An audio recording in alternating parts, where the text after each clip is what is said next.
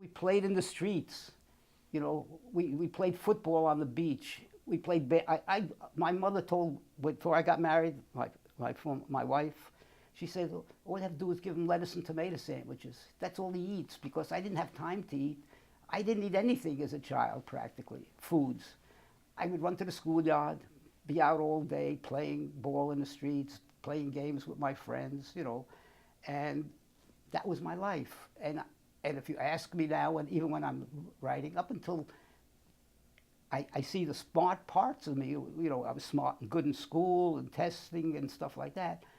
But if you ask me as a human being today, I was just an average American, Jewish American kid growing up in Brooklyn. But I was brought up in a Jewish home, in a Jewish community, and by the time I was 9 years old, I wanted to go to Hebrew school. You wanted to go to Hebrew school? Yeah, everybody, all the kids went to Hebrew school. So I did go from 9 to 13. I went to Hebrew school.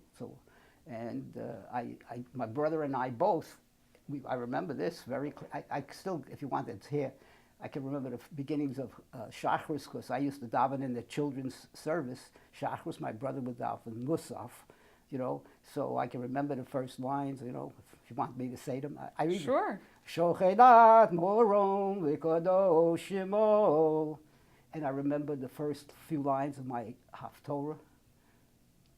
Munach zakor, munach segor, munach revi, bapach, pashtos, okev koton.